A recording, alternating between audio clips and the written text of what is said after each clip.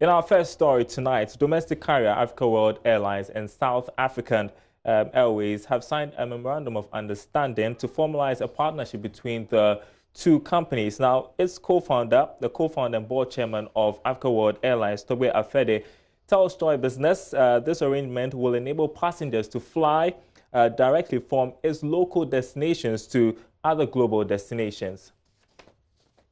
The Memorandum of Understanding South Africa Airways' ongoing operations with Africa World Airlines will offer its customers on its long-haul flight from North America and South Africa reach to domestic routes on the West Coast. Similarly, Africa World Airlines will leverage on the new arrangement to carry passengers on South Africa Airways to various destinations across the globe.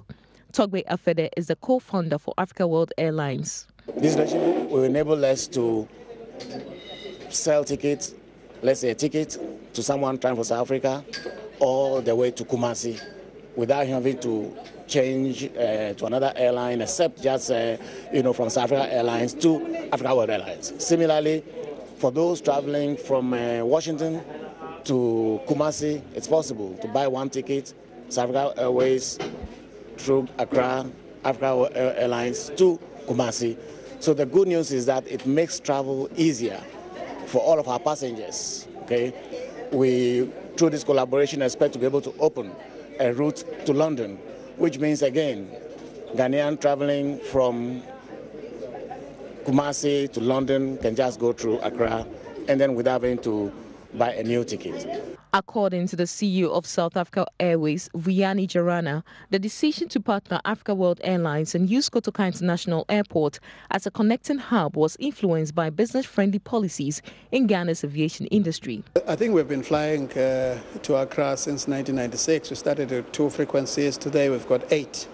But also it talks to the liberalization of the market in Ghana, the policy certainty around growing aviation sector, but also the requisite investment that Ghanaian government has made in terms of improving airport infrastructure, being a lot more accessible to deal with some of the challenges that aviation industry brings to all the operators. So in that sense, it gives Ghana the first mover advantage to create transit opportunities in terms of both regional, international, as well as domestic, that is intra-Africa travelers. The signing of the MOU came off at the Ministry of Aviation. Sector Minister Kofi Adda lauded the move and urged the airlines to sustain the partnership. The Memorandum of Understanding will go beyond interlining services to include code sharing, capacity building, and sharing of expertise between the two airlines. For Joy Business, Sheila Tamaklu. Now, a group of senior executives from global provider of enterprise cloud computing Oracle Systems has met with the President Akufo-Addo at the Jubilee House in Accra. Now, the meeting was to formalize a partnership between the company and government for increased cooperation and partnership. Now, Vice President, Global Affairs, Corporate Affairs of Oracle, Carl Cox, indicated the company's readiness to leverage technology to support government's digital agenda. The reason we wanted to come and meet with you and your esteemed colleagues was to discuss how we can turn what we think is a very profitable and good relationship, or productive and good relationship between the government of Ghana and Oracle into something which is more than a relationship and more of a partnership. And why at this particular moment do we feel it's useful to talk about transitioning into a partnership? And I have to say that we've noticed a certain convergence between many of the policies which you've highlighted over the last year or so, and how information technology can help you to achieve some of the objectives that you've outlined. We've noted the public sector reform agenda 2018 through 2023, your digitization agenda, and also the program around Ghana Beyond Aid.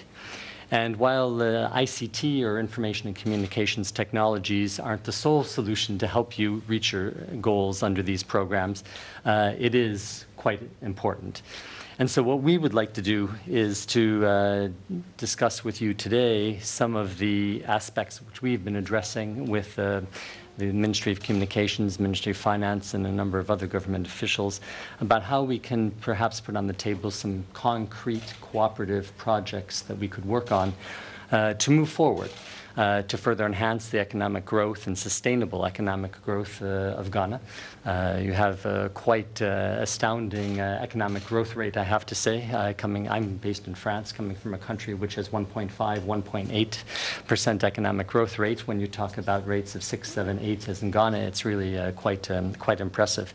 So let's listen now to the president, who has welcomed Oracle's intent to partner government, and listen to the president also essentially saying that he was looking forward to the partnership and seeing it improve public procurement processes and data management.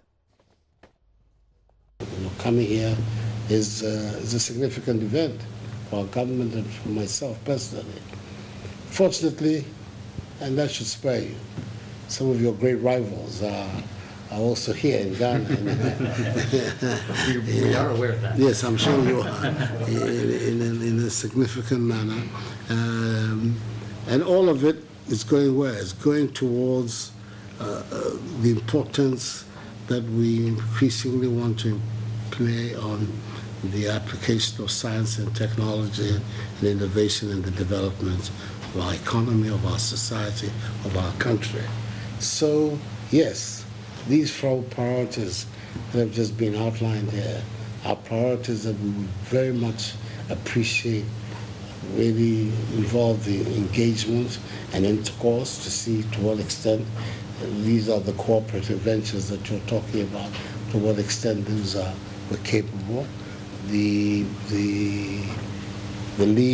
two lead figures in this that are going to be across the table from you. One is here, the Minister for Communications.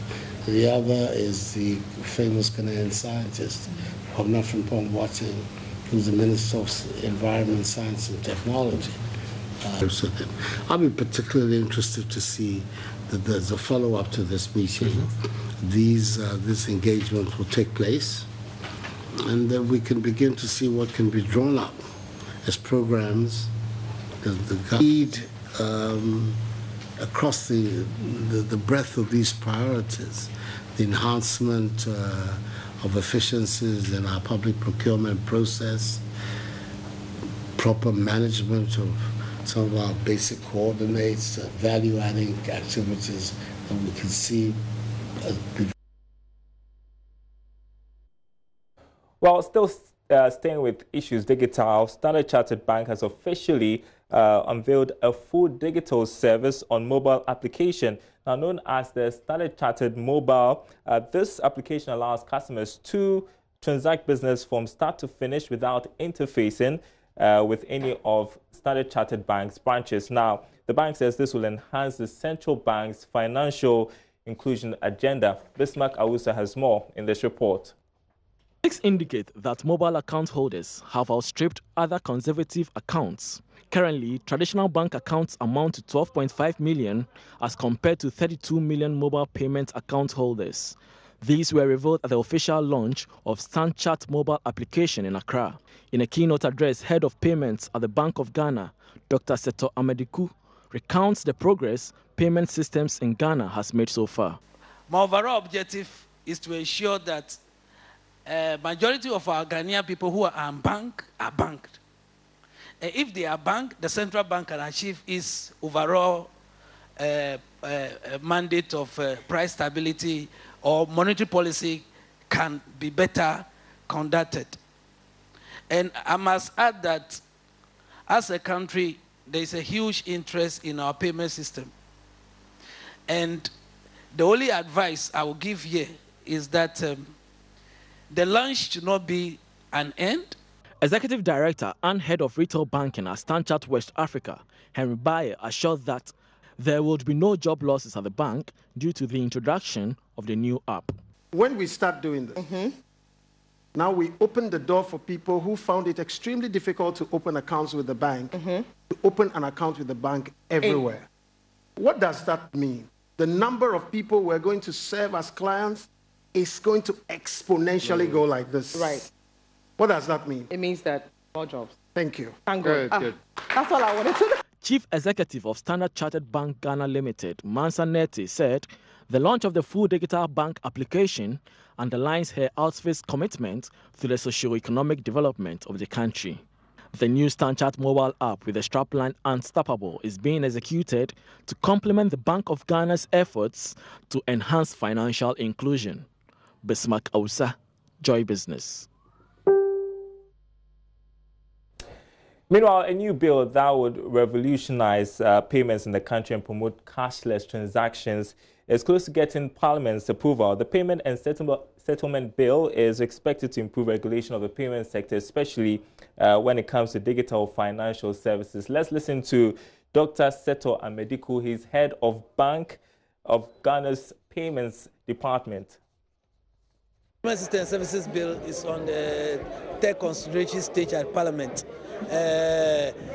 When Parliament is done, it will be passed. We have confidence in Parliament that this will be passed, and that is also going to serve as an impetus for the whole payment system to move forward. How soon are you looking forward to this bill? You know, normally at the Central Bank, we have done our work. It's now on the floor of Parliament at the last stage of consideration.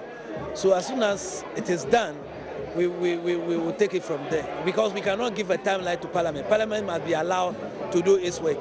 The bill is going to be a game changer. It's not going to be something that we are going to use even moral suasion, in the sense that we are having a strategy whereby we are going to allow non-bank participants also to come into the payment system.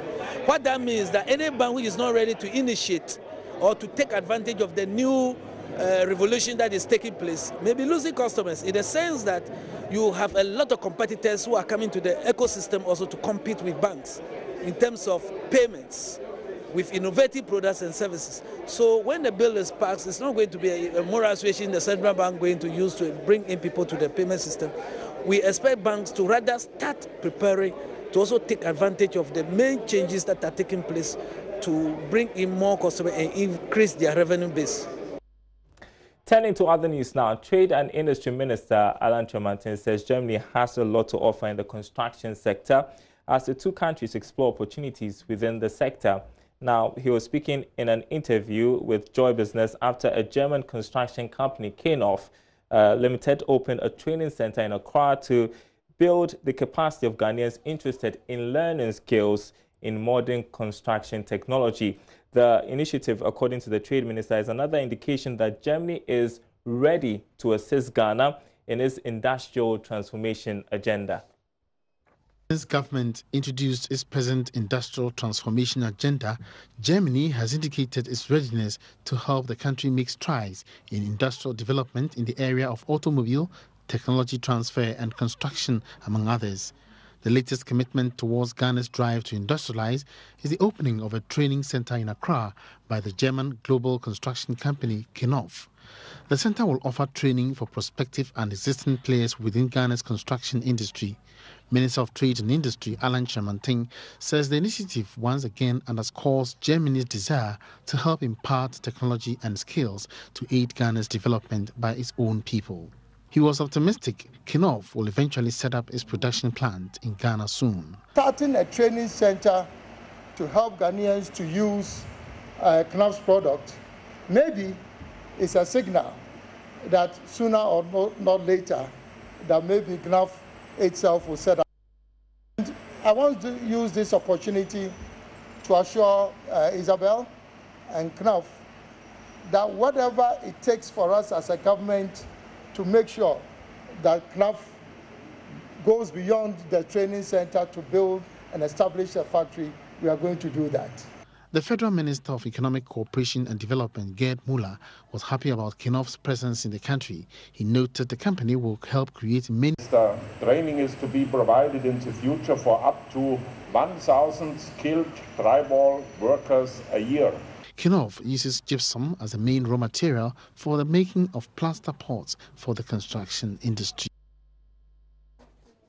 And as we conclude tonight, I want to bring you some stock market analysis. Let's go for that one. On the Ghana Stock Exchange, market activity improved. We've seen a total of about 1.92 million shares trading across 19 counters last week, and these trades were worth about 3.37 million Ghana cedis. We've seen nine price changes on the market, made up of 4 gainers and 5 laggards. So on a year-to-date basis, we've seen the Ghana Stock Exchange's composite index making a year-to-date loss of 3.07%, while the DSI 20, which measures the top 20 stocks on the market, also making a year-to-date loss of 3.8%. That's great. So help me understand the exchanges that happened. Right, so like I mentioned earlier, there were 9 price changes. That was 4 gainers and 5 laggards. So on the gainers side, we've seen Total Petroleum gaining 65 pesos to 4 cedis, 40 pesos. We've seen Access Bank also gaining 40 pesos to 3 cedis, 80 pesos. We've seen Cowbank gaining 2 pesos to 93 pesos. And also Enterprise Group also gaining 2 pesos, 2 cedis, 17 pesos. On the other side, as the laggards list, we've seen GTB Bank losing 8 pesos to 4 cedis, 10 pesos. We've seen EcoBank Ghana losing 2 pesos to 7 cedis, 47 pesos, and then MTN losing 1 peso to 73 pesos. Also, we've seen Ghana Oil Company Limited losing 1 peso to 2 cedis, 93 pesos, and Unilever Ghana also losing 1 peso.